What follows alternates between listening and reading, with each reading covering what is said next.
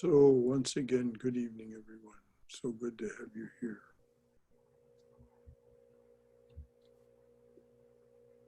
Swayam, would you be so kind as to read the poem This Choir slowly and distinctly? And read it twice, please.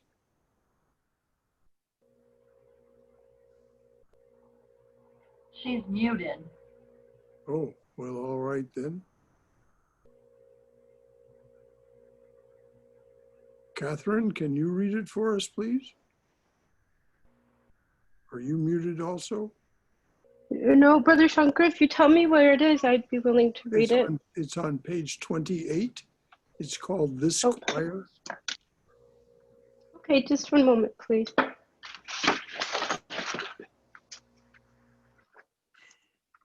This choir, so amazing.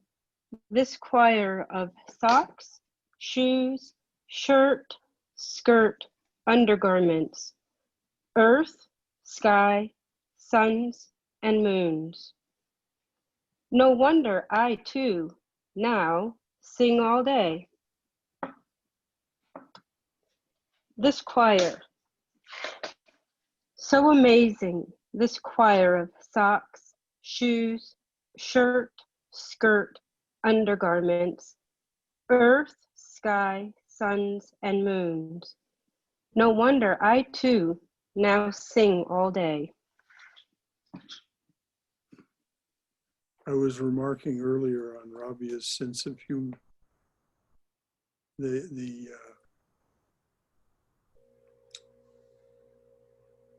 The juxtaposition of the most humble, her socks and shoes, undergarments, and the most exalted, the earth, sky, suns, and moons. This choir of all those things. Is that Heidi? It is. Hi, everyone. Well, hello there, Heidi. It was so good to see you this morning. I know it. So, anything anyone have to say about this sweet little poem?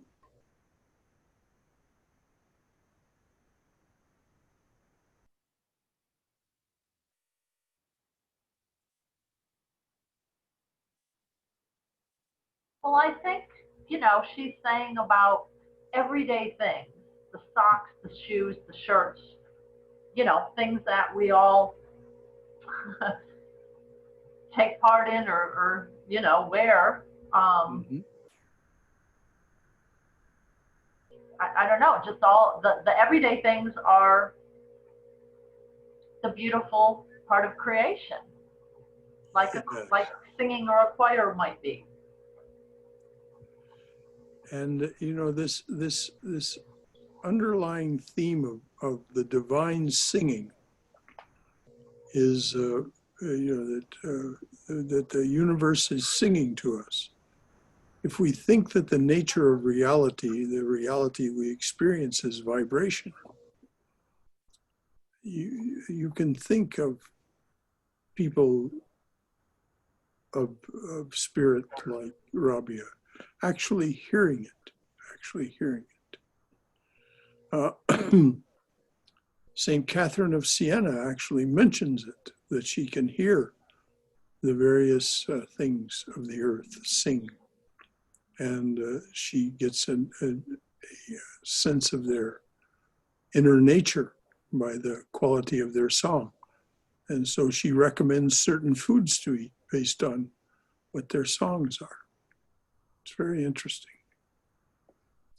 So this choir, and then her wonderful sense of humor at the end. No wonder I too now sing all day. She's a joyful person. Yes, indeed she is. Yes, and the joy is there in all of us. That's the wonder. And of course, June, we know you embody that, and it's sweet to know you. So anything else anyone has to say about this poem?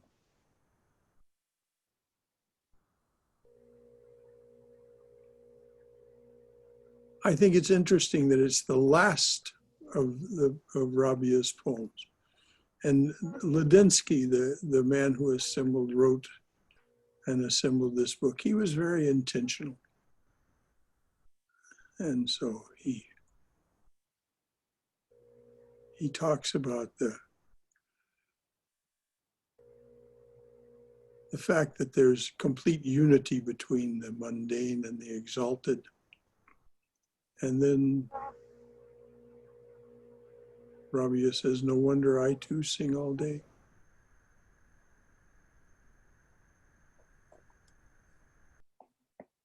Who feels like reading the biography of Saint Francis of Assisi? Brother Shankara, I Yeah. can volunteer because I had my book closed when you called upon me earlier. If you would read slowly and distinctly, dear. Sure. Let me know if I'm not keeping the pace right. Well, just read slowly. There's no need for us to hurry. Okay. Saint Francis of Assisi. No one lives outside the walls of this sacred place, existence. Francis Bernardone, 1182 to 1226, is the most beloved saint of the Western world. His love for nature and his hymns to the sun, moon, earth, and birds have captured the hearts of millions of Catholics and the respect of millions of people of all faiths. This saint achieved the highest state of consciousness possible to man, a divine union with God.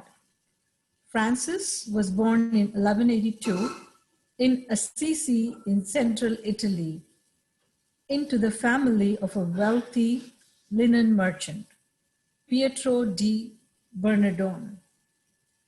In his youth, he enjoyed all the privileges of such a station in life and was said to have especially loved parties. The end of the 12th century was a time of political turmoil, and as Francis grew to manhood, he began to embrace the ideals of medieval chivalry as depicted in troubadour songs. The troubadour songs. In the troubadour songs, influencing him to seek a military career as a knight. He was captured and imprisoned after his first battle between Assisi and Perugia and returned home a year later very ill. Recovered, he determined to enlist again, this time fighting for the Pope in the Crusades.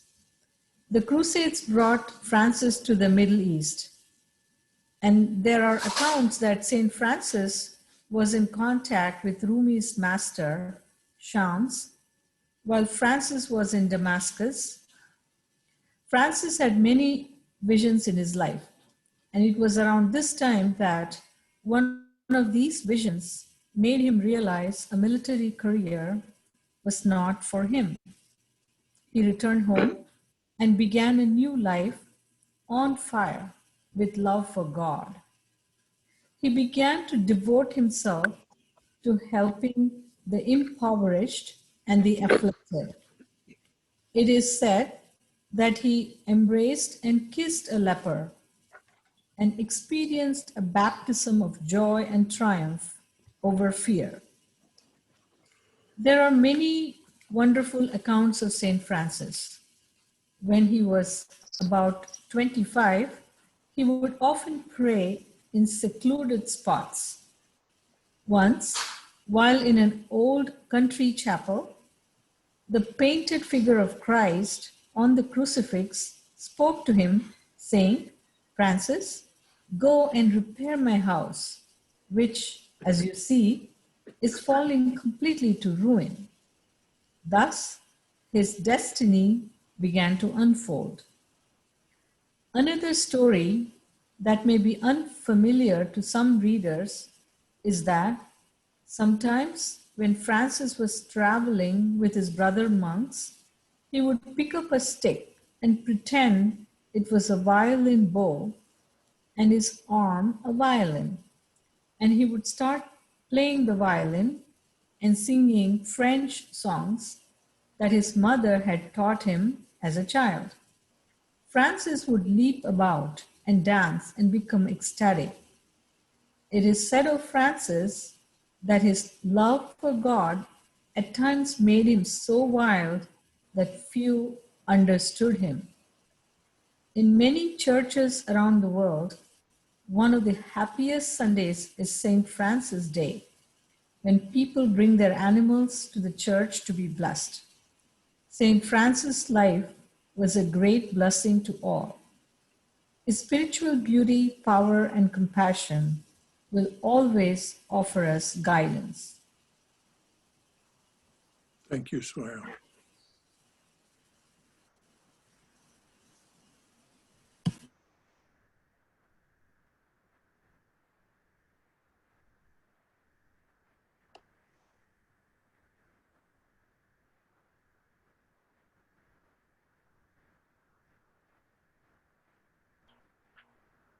So he lived to age 44 or 45.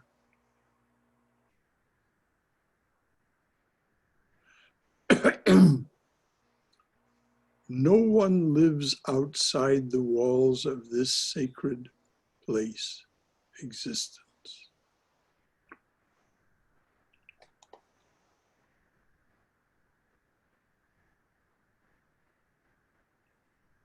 Everyone, and ultimately everything, as we'll see as we read his poems, was sacred, became sacred to St. Francis.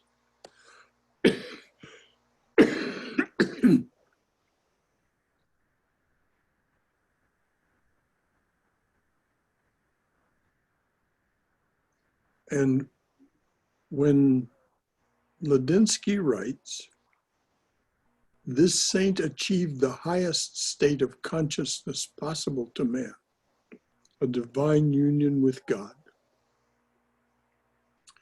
That gives us some understanding of why Francis behaved the way he did, because he was one with the divine presence. Union, one with. I and my Father are one. Be ye perfect, as my Father in heaven is perfect. St. Francis achieved that state. And it's just so telling that his wonderful spirit was first captured by the songs of these romantic songs of the troubadours about the life of chivalry. Chivalry is a word that comes from the Latin and French word cheval, horse. In those days, a knight rode a horse. And the life of knighthood, the life of the knight, was one of great ardor and great commitment. And so it says, as he grew to manhood, he began to embrace the ideals of medieval chivalry as depicted in the troubadour songs. Now, if any of you have ever heard any of the troubadour songs, and it's a wonderful thing to listen to, you'll hear this romance, this idealism, this ardor,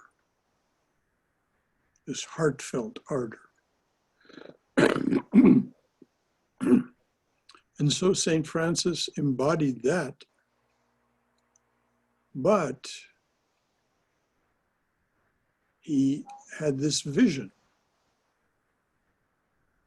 Clearly, Christ gave him guidance, and that made him realize a military career was not for him. And he began a new life on fire with love of God. And what did he do with that? Serve. Serve.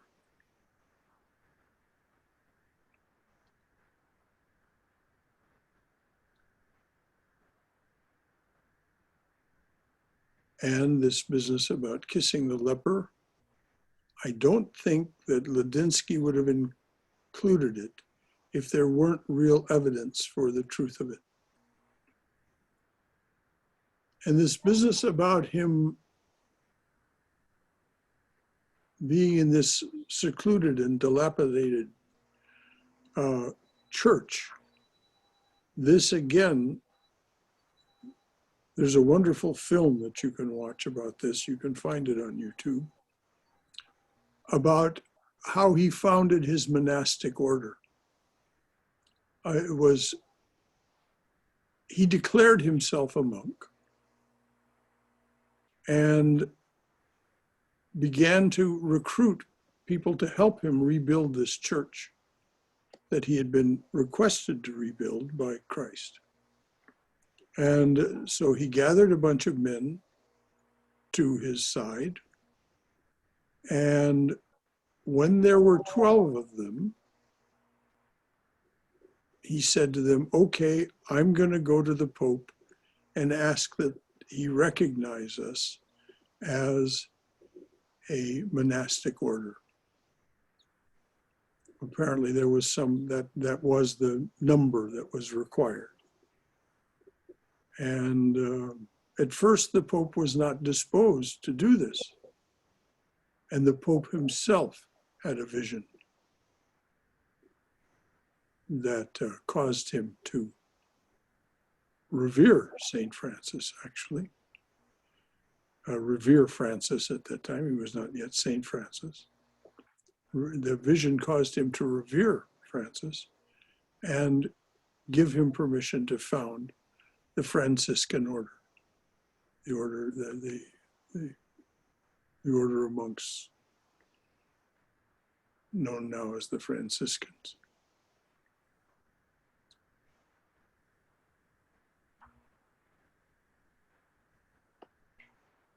And Shankara, that YouTube video or movie you referenced, Yeah. do you know the name of that? Or, Oh dear, I don't. It's been a long time since I watched it, but I did watch it on YouTube. And you just go on the YouTube search window and just put in St. Francis and see what comes up. okay, very good. Sounds easy enough. And Okay, thank you. I hope it's still up. I hope it's still there. I'll check it out and let you know next week, okay? Okay, very good. This business about another story that may be unfamiliar to some readers is that sometimes when Francis was traveling with his brother monks, he would pick up a stick and pretend it was a violin bow and his arm a violin, and he would start playing the violin. The thing that is so remarkable is that his brother monks heard the violin. There was no violin.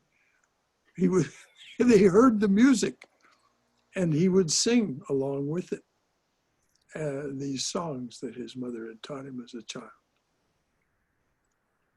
And this business, Sri Ramakrishna said, Sri Ramakrishna, the saint who founded the group of the monastic order to which I belong. And he said that when you become a realized soul, your behavior becomes very unpredictable. You're no longer bound by any conventions. And so the fact that Francis would leap about and dance and become ecstatic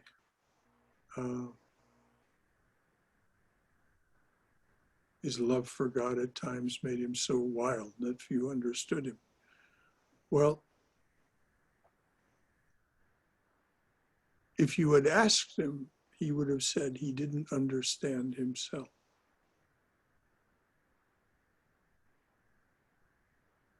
He just was embodying the divine spirit. And I don't know if any of you have ever been to one of these blessings of the animals that takes place in Catholic churches, but it is really a sweet, sweet day.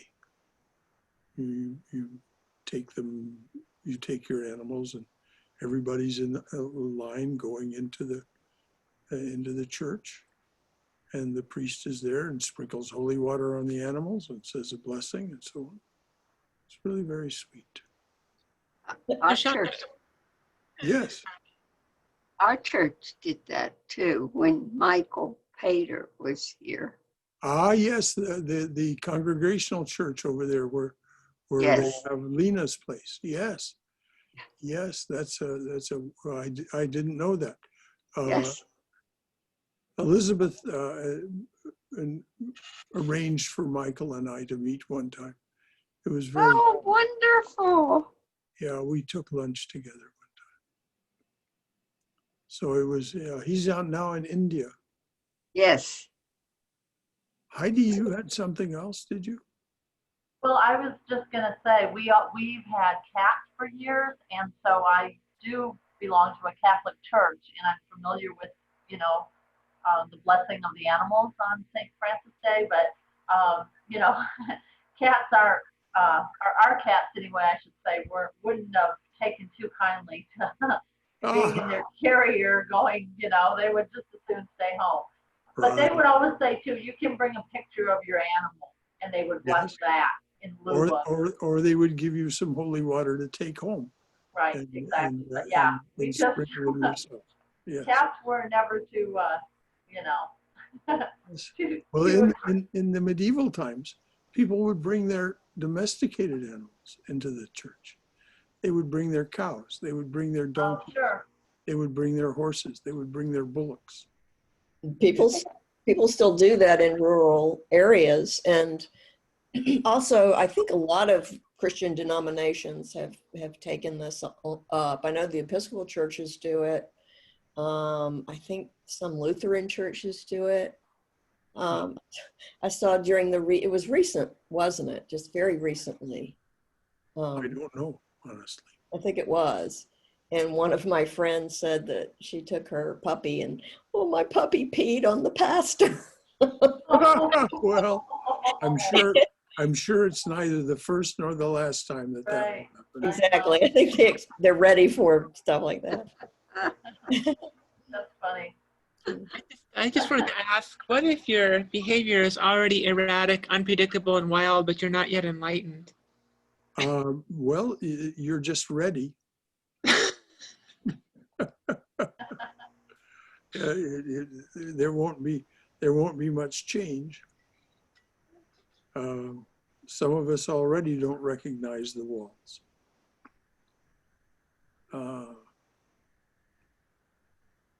So, Justine, since you spoke up, would you like to read this first poem, Because He Gave Birth? Sure. Because he gave birth. So precious is a person's faith in God, so precious. Never should we harm that, because he gave birth to all religions. Because he gave birth. So precious is a person's faith in God, so precious. Never should we harm that, because he gave birth to all religions.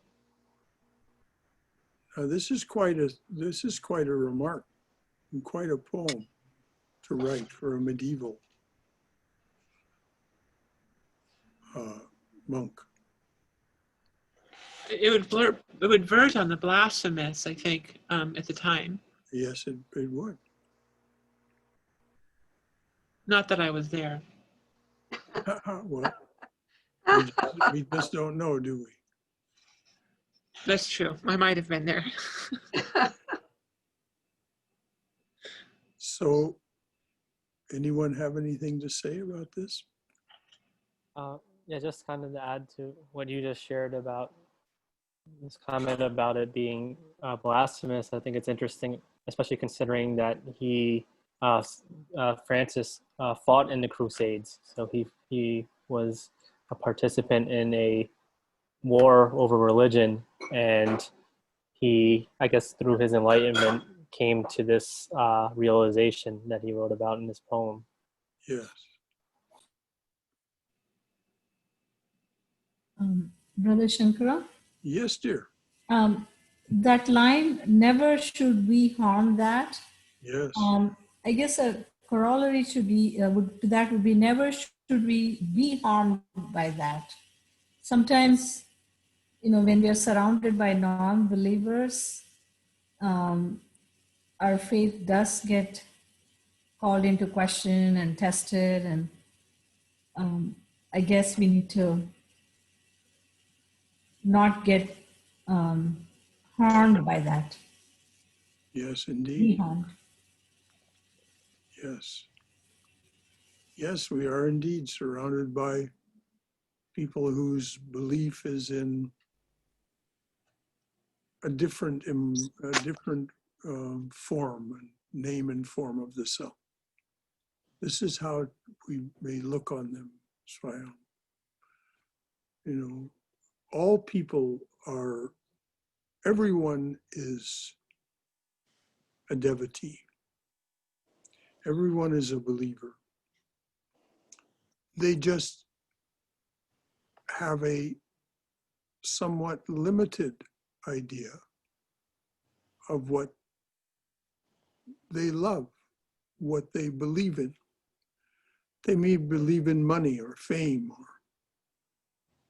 possessions or what have you. But if we understand what these saints tell us, all of that is the divine. So if we look on them that way and we say, well, they don't understand what it is that I'm understanding. But then we think to ourselves, but my understanding is limited too. Otherwise, I would be illumined. So what is it that I'm not seeing that makes me think that they aren't seeing enough? So that in that way we can escape any harm from them. Their ignorance is just a different kind of ignorance from our own. It's not a. It's a matter of degree, a matter of kind. So yes, but we don't need to feel bad about them, though they may be assertive in ways that are, if seen from the perspective that I've been talking about it, if we see it from that perspective, it's almost comical how they will assert their points of view with such certainty when we know for certain that we're all in a state of ignorance. Otherwise, we would be like St. Francis. So don't worry too much about them harming you. As a training that I once took the trainer said, just listen to them and instead of hearing what they're saying, just hear blah, blah, blah.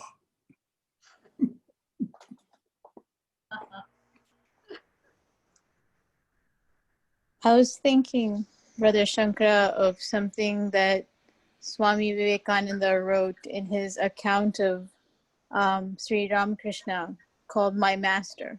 Yes. And he says something so similar to what St. Francis is saying here. He says, do not try to disturb the faith of any man. If you can, give him something better. if you can, get hold of a man where he stands and give him a push upwards. Do so, but do not destroy what he has. The only true teacher is he who can convert himself, as it were, into 1,000 persons at a moment's notice. The only true teacher is he who can immediately come down to the level of the student and transfer his soul to the student's soul, and so on. But I was just thinking of how close that was to what the poem was articulating. Yes. And don't think for a moment that Swami Vivekananda, Swamiji as we affectionately call him, wasn't aware of the writings of St. Francis. Oh yes, I was, and his love of Saint Thomas à Kempis, Mm-hmm. and how he would carry around the Gita and Imitation of Christ everywhere. That's right. So yes, and Swami Prabhavananda, my teacher, also would give us this instruction. And though I won't take time to tell it to everyone tonight, if anyone wants to hear the story of why Swami Prabhavananda had that conviction so deeply, I'll be glad to tell it to them. Oh yes. Okay. Are you going to tell it to us now? Well, if the group would like me to tell it to it, I don't want to take up the time with these, personal things. But all right, here's what happened. As it happened, it involved a Catholic priest. Swami Prabhavananda did not go from his place there that he established in the Los Angeles basin. He didn't travel much. But one time he was invited to something important enough to get him on a train from Los Angeles to New York. And on the train, he encountered a Catholic priest in the smoking car that Swami Prabhavananda smoked in those days. And he encountered this priest in the smoking car. And the priest was very condescending to him. Now, the Swami was still quite young.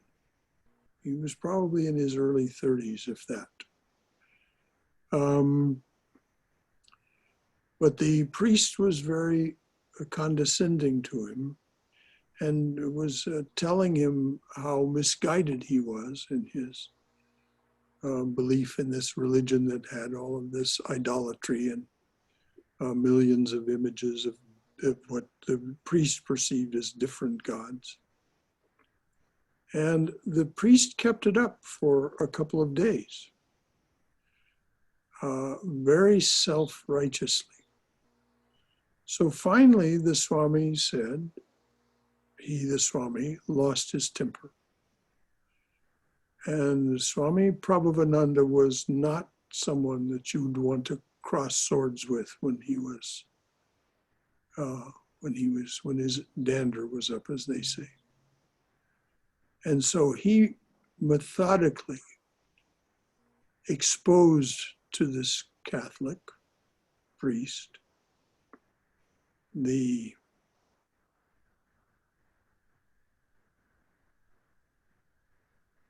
imperfections of the faith that he followed. He didn't try to explain Hinduism to him. He simply disassembled Catholicism. So much so that they were both in a sleeping car. I don't know if any of you have been in sleeping cars where they had the bunks stacked three high. And the Swami was coming back from going to the bathroom one night, when everyone had gone to bed, and he heard this priest weeping. And he had broken his faith. And so the Swami said, essentially what we just heard here. Never tamper with another person's faith. Never.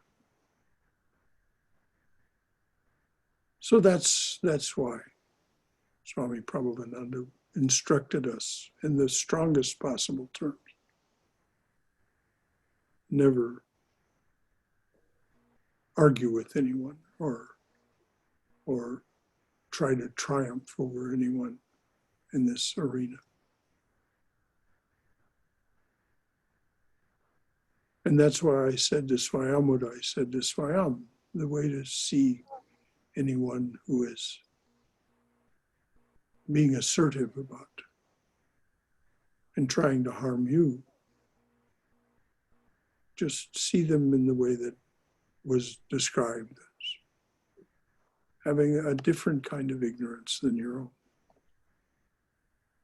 And self-righteousness, of course, is a mask for a fear that I am wrong. That's what self-righteousness is. One wants to make everybody agree with them when one has that frame of mind, because there's this fear that I may be wrong and what would become of me. And the fear should, as we will hear from St. Francis, fear should never have anything to do with religion, ever.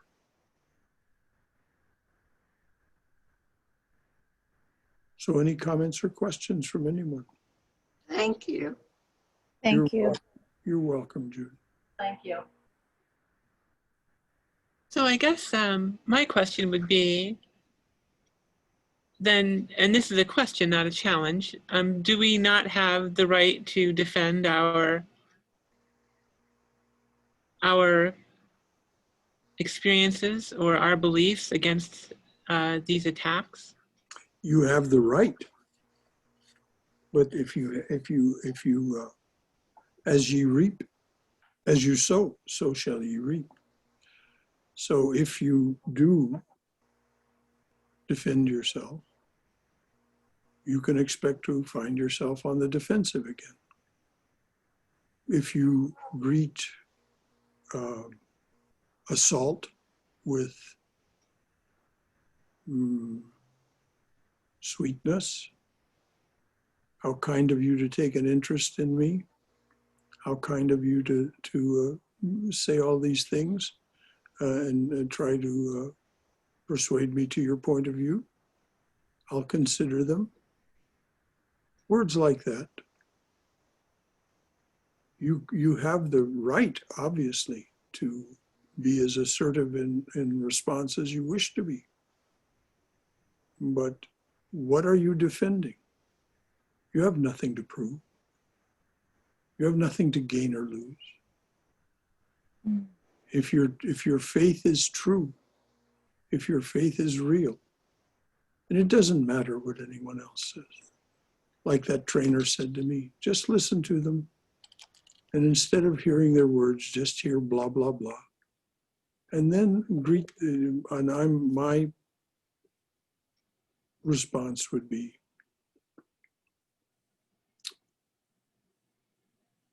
how kind of you to take an interest in me and to try to improve my life.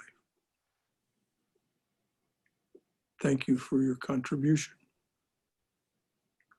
Yeah, I think I asked the question because, you know, having been sexually assaulted as a woman myself, you know, I've had the Sexual defense. assault, that's a whole other story, sexual assault.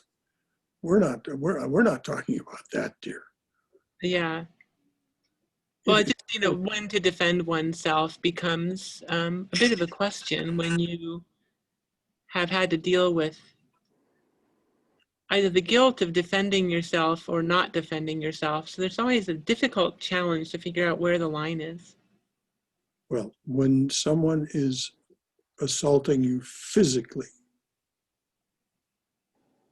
or for that matter, assaulting you psychologically in that context of sexual aggression, then of course you must defend yourself.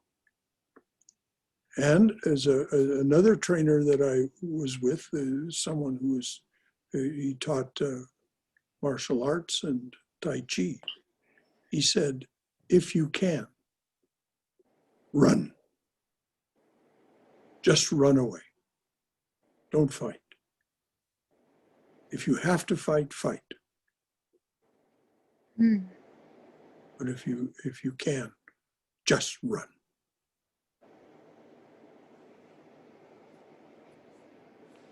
So no, one must never tolerate that kind of physical or psychological aggression. Never. But that instruction to run is a good one. Again, you have nothing to prove.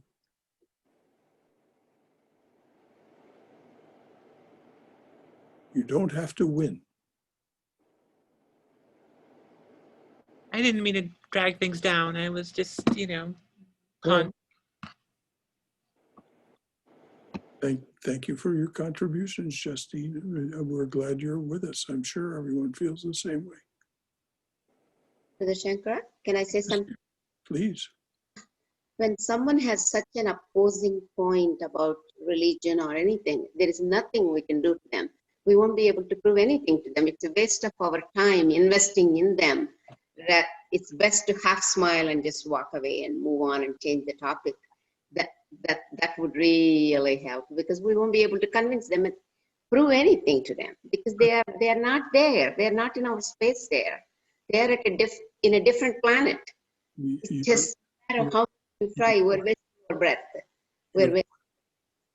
You're Right. quite right, Jaime. That's exactly right. Just to half smile and just move on into a different topic would be better thing, not hurting our relationships. Especially St. Francis says, where there is hatred, let me sow love. That's one of my themes. I try to practice 100% of it. People ask me, how do you do that when somebody is just cursing you out? Well, you don't have to meet them there with the curses. You could rise above them, and stay calm and then just walk away. If that's what that tells about that person, not about me. Thank you, Jaime. You're right. Isn't that true? Yes, absolutely true. Person who is being. Let's leave it there. Yeah. Rather than pursue this further. Exactly. Thank you. We have a delightful poem to read. When I returned from Rome. Who would like to read this poem? It's such a delightful poem. I'll read it since I haven't been reading lately. Please. I love St. Francis so much. When I returned from Rome, a bird took flight, and a flower in a field whistled at me as I passed. I drank from a stream of clear water, and at night the sky untied her hair, and I fell asleep, clutching a tress of gods. When I returned from Rome, all said, "Tell us the great news." And with a great excitement I did. A flower in a field whistled, and at night the sky untied her hair, and I fell asleep, clutching a sacred tress. Again, please. A bird took flight, and a flower in a field whistled at me as I passed. I drank from a stream of clear water, and at night the sky untied her hair, and I fell asleep, clutching a tress of gods. When I returned from Rome, all said, "Tell us the great news." And with great excitement, I did. A flower in a field whistled, and at night the sky untied her hair, and I fell asleep, clutching a sacred tress. Mm-hmm.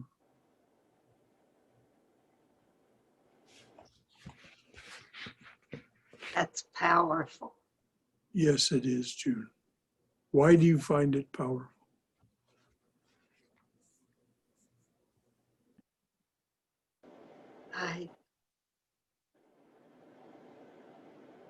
It gives me so much hope. Yes.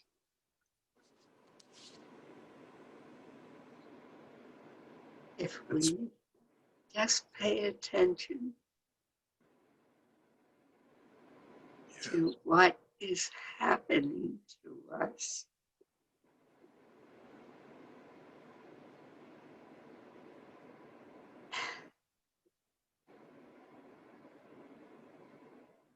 And the wonder about a saint like Saint Francis is that you know he would not misrepresent any tiny thing, even a little bit. So when he says, a flower in a field whistled at me, what a revelation, what an experience devoutly to be desired. That's God confirming him. Yes. And then the comic ending to this poem. Tell us the great news. And he says, oh, a flower whistled at me and I fell asleep clutching a sacred tress. That isn't exactly what those monks were asking, was it? They were. They were asking, tell us the great news. Yeah. That's it. Yeah. Yeah. I think he was telling them. Oh, he was telling them the great news. No two ways about it. Probably most of them did not have the ears to hear. Well, they wanted to hear the news from Rome. They wanted the gossip. Yeah, exactly. They wanted to know what was going on at the Pope's palace. So can you imagine how do you think their reaction was when he told them? He was so excited about his great news about the flower in the field that whistled at him. What do you think their reaction was when he said that? Well, Heidi, I can only guess, of course, but as Cindy just said, some of them would have had the ears to hear. Those who were tuned inside, but most of them would have just thought, oh, there's Francis again acting crazy. Yeah. You know, what does he mean by all that? And as Cindy said it so right. Let us, and June said it too, let us have the ears to hear. Let us pay that close attention to what's actually happening to us. And so some of those monks would have been fascinated.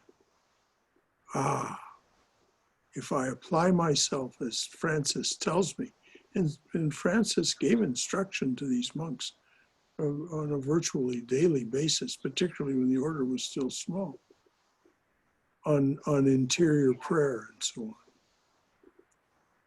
So some of them would have heard him and said, oh, I too can attain this state where I'll marvel that a bird took flight. And that's how he starts the poem.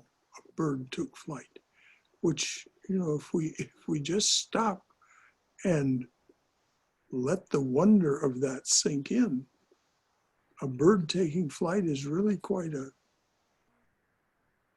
awesome thing. Yes, it is. So that's how he starts the poem. A bird took flight. And a flower in a field whistled at me as I passed. Like somebody whistling at a pretty girl going by.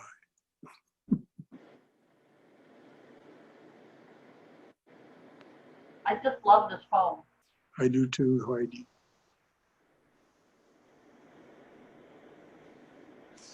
I thought of Yeah, please, go ahead. I thought of Sri Ramakrishna again. And, you know, the God intoxicated state Yes. of seeing Brahman in everything.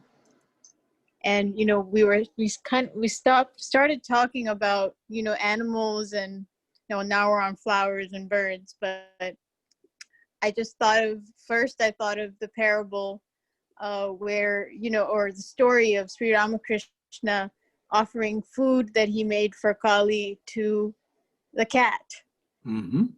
Or, you know, when there is one episode, I'm trying to find it, but I just remembered he was speaking with Madhur Babu, and he said, oh, no two flowers, or I think Mother Babu said, no two flowers. God never allows two flowers of the same color to grow on the same stalk. Of two different colors. Oh, of two different colors, They exactly. were two different hibiscus flowers of different color to grow on the same stalk. Yes. And I just thought of that when you know, this poem with St. Francis's poem, because I believe what happens next is that the next day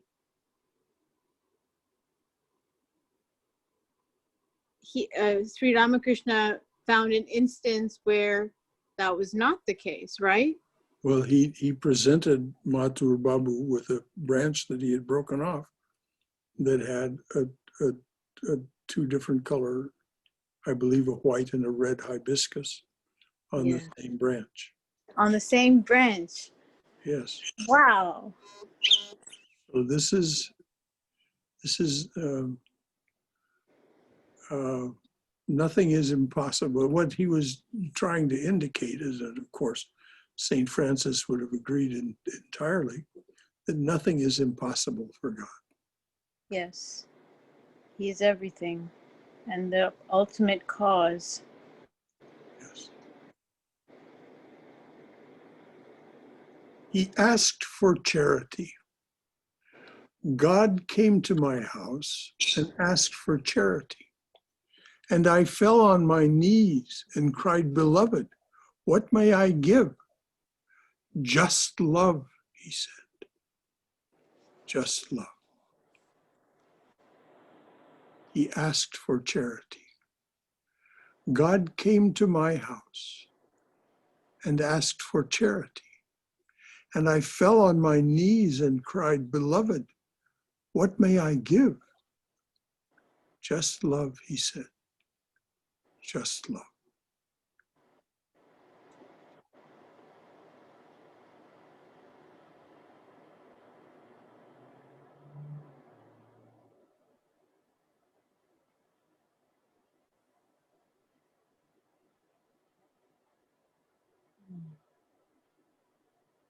Beautiful.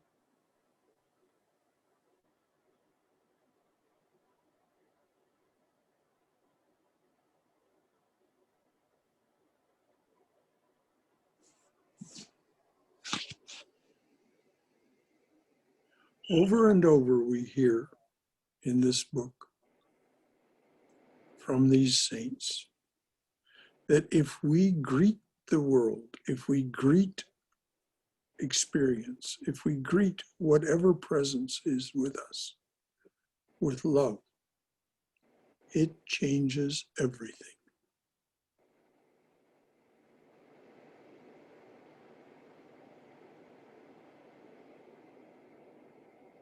And once again, I think we can take this quite literally from St. Francis.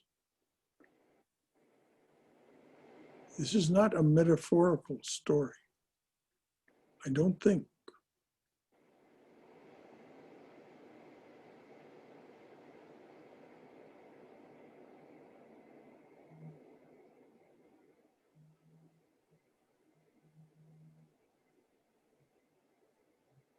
It's our hearts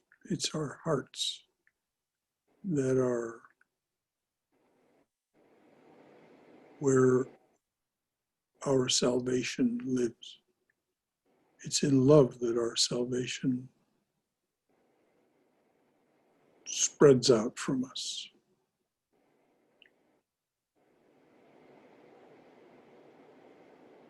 Anybody else have anything to say about this wonderful short little poem? think It's so much easier to love the flowers of the field Mhm. and the night sky than it is other human beings. Yes, human beings can be difficult. Thank you, Beverly. That's right. I think you're right, Brother Shankara. Just some compassion, just giving some love. It's very self-explanatory, this poem.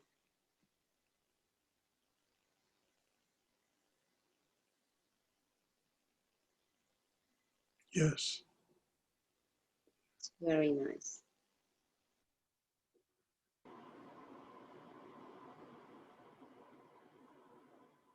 But how do we, this sense that human beings are difficult to love? I struggle with that. On the one hand, God's love is greater than any human love we know. But at the same time, God is in human beings. So it's like, that's where I just always, I guess, doubt myself and my capacity to love, that I can't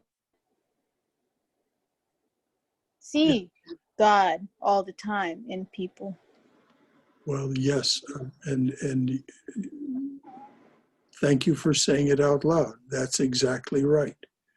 And the answer, as all of the great teachers tell us, the answer is you find the divine within yourself first.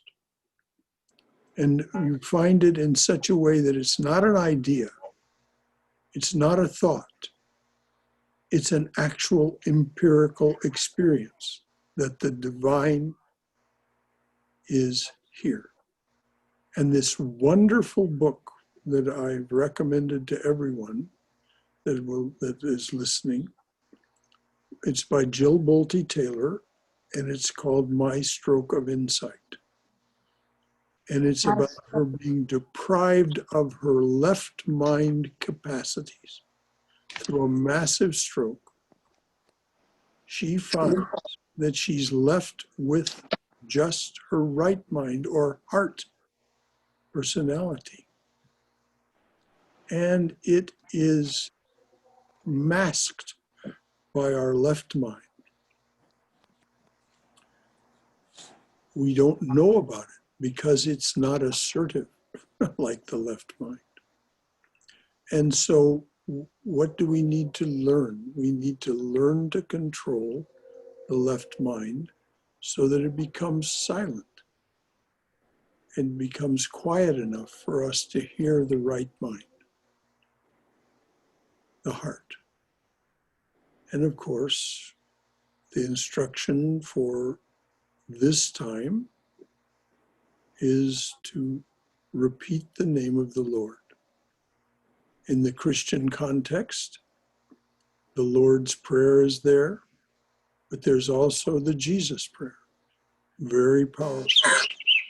Lord Jesus Christ, have mercy on me. Excuse me, I'm going to mute this phone. One of those or two of those is fine, but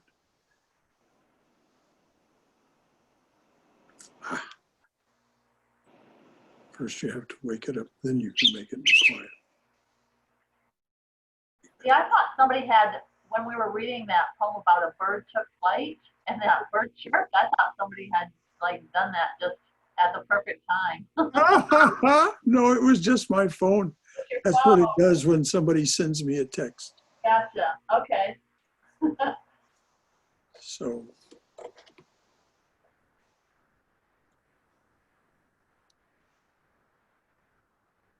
Okay. Now it'll be quiet.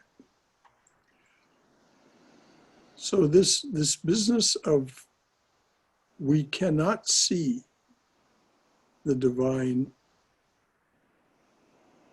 elsewhere until we see it clearly here.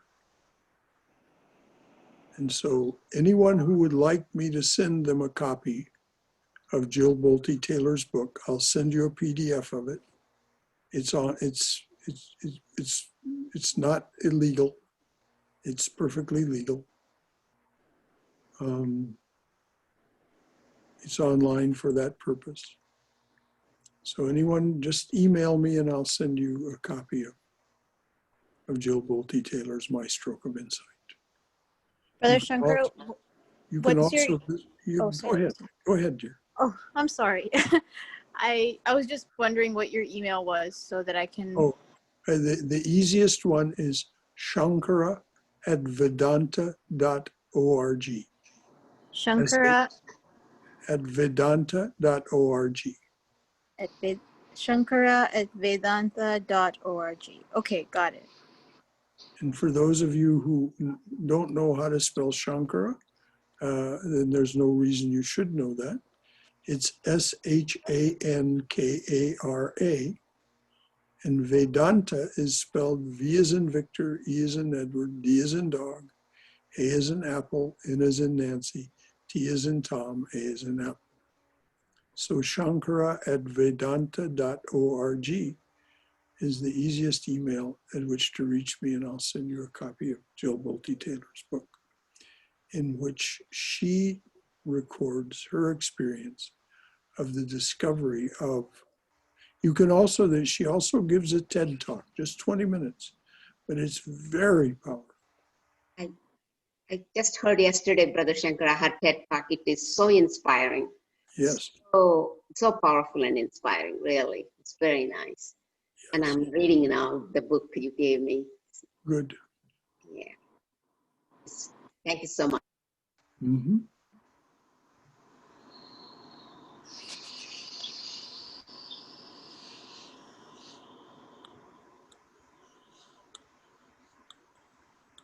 Who would like to read this next poem? A Kind Face. I'm happy to read it. Okay, please do, Heidi. And I'd just like to say too, June, I don't know if if you ever have a poem you want to be somebody to read, I'm happy to read it for you, okay? Just wanted to put that out there for you, okay? Thanks. You're welcome. Okay, Thank you. a kind face. Joy is the greatest cleanser, and it is the greatest testimony to our faith. Toil with happiness, my Lord once said to me. God sent a servant on an errand through a dangerous part of the world. The servant, having received in hand what God wanted delivered, turned to the holy and said, my beloved master, do you have a final instruction? And God replied, a kind face is a precious gift. A kind face. Joy is the greatest cleanser, and it is the greatest testimony to our faith. Toil with happiness, my Lord once said to me. God sent a servant on an errand through a dangerous part of the world. The servant, having received in hand what God wanted delivered, turned to the holy and said, my beloved master, do you have a final instruction? And God replied, a kind faith is a precious gift. Oh, that's beautiful. Yes, it is.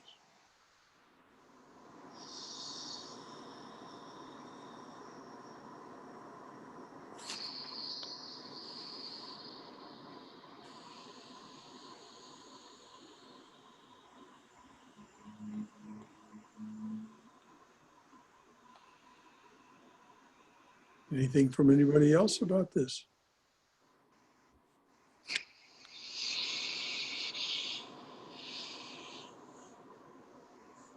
Definitely beautiful and so meaningful, Brother Shankara. Well, the last lines, a kind face Yes, is a precious gift. truly, truly. When we present a kind face, we're actually offering a gift. This is the very definite meaning. A kind face is a precious gift. Oh my. So when we present a kind face,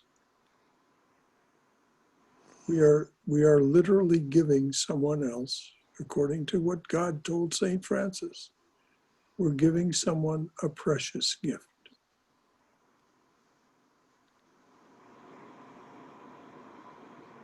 Now, I'll just tell you a little personal story. Today was the first day of early voting in Georgia. And someone kindly took me to the polling place and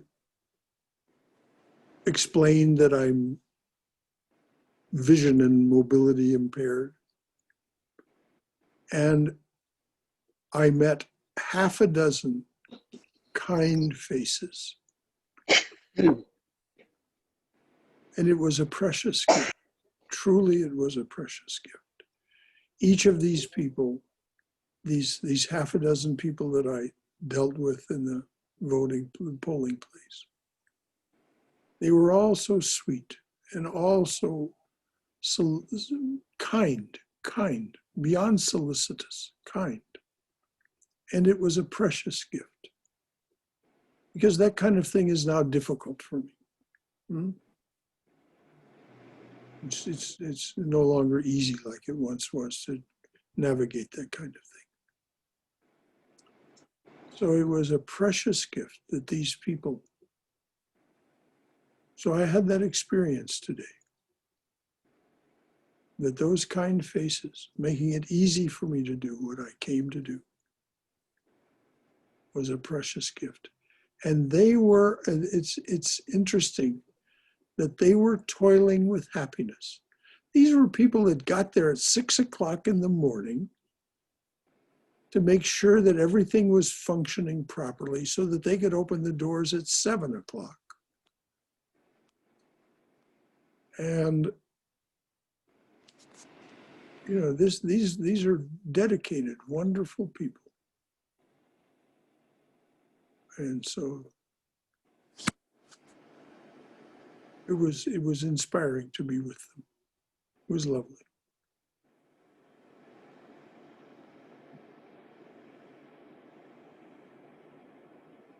I love the first line. Joy is the greatest cleanser. When we're joyous, things just don't look as messy as they do when we're in another kind of mood. The same room will look very different if we're joyous and if we're not.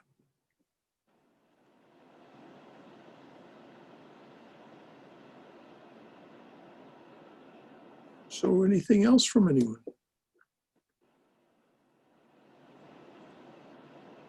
Well, it's 9:09,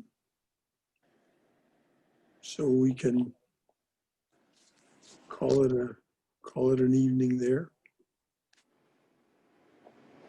Anything else from anyone before we close? Yeah, I think these days with everybody wearing masks, these kind faces are something we really long to see. I even had a conversation about that at the Indian restaurant the other day with one of the workers who is really saddened at not being able to see people's smiles. And I said, well, you'll have to look for it in their eyes. That's where I found it today, was in their eyes.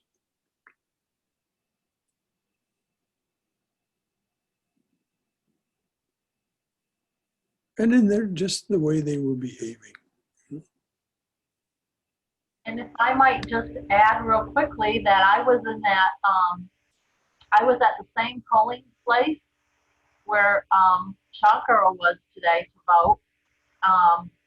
And I got up to the building 2 hours later.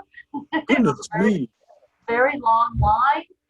And the people that were instructing you, I can't say for sure, but I would bet they were as kind, they were nice, and as joyful as they were with you at 7 in the morning as they were with me when I came through there at 9 o'clock. I mean, they had it down to a science, you know, stand here, boom, boom, boom. And they made the process, and I thanked them. You know, I said, thank you for for all you're doing. You know, Yes. it's a big job that they're doing. Yes. And, you know, it's volunteer work, so you would think you would want to be there, but it doesn't guarantee that they will do it with kindness. Well, yes, there's many different ways of saying stand here, do this, do that, do the other thing. Right. Yeah, I mean, and he said it in the 2 hours from when you saw him to when I saw him.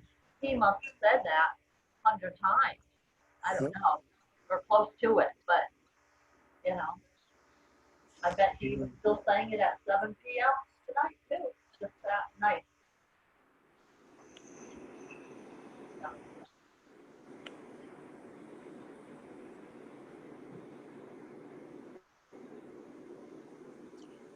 I mentioned the Jesus prayer. I'm going to end this evening by saying the Jesus prayer several times. Anyone who wants to join me as I say it. Lord Jesus Christ, have mercy on me. Lord Jesus Christ, have mercy on me. Lord Jesus Christ, have mercy on me. Lord Jesus Christ, have mercy on me. Lord Jesus Christ, have mercy on me. Lord Jesus Christ, have mercy on me. Now I'll tell you something. If you repeat those words for half an hour continuously, particularly if you can bring the feeling of saying them to your heart, two things will happen. I guarantee it. First, you will have a different understanding of the word Christ. Something will happen to your understanding of the word Christos, Christ. And the second thing that will happen is you will realize that you have never understood the word mercy before.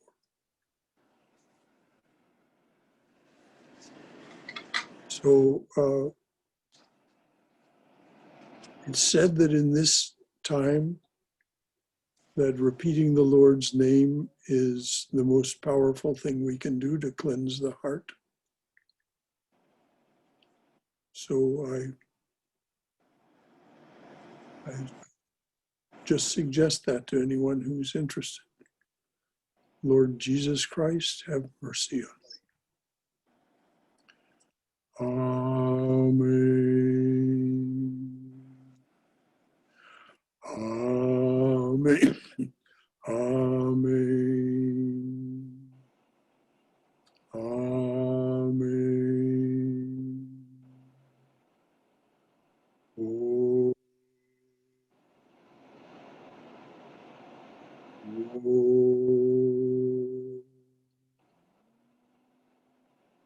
Oh.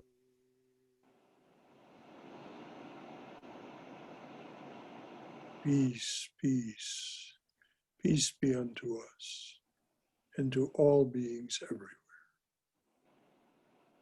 So wonderful that so many came this evening. So wonderful to have such a nice gathering. So until next Monday or until the next time you join us with one of these Zoom meetings, so good to have been with you. Thank you so much. Thank you for your contributions. Namaste. Good night. And Bring such peace hmm, and love and understanding. Thank you so much. Jai Ma. Thank you, Brother Shankara. Thank you, thank you, thank you. So next week we'll start with St. Francis's poem, The Holy Water. It's in the water. Sounds like a good one to start with. Yeah. All right. Good night, everybody. So good Good night, night. dears. Thank you. Good night. Jai Shri Guru Maharaj Ji Ki Jai, Durga, Durga, Durga. Go in the Divine Mother's loving and protective embrace.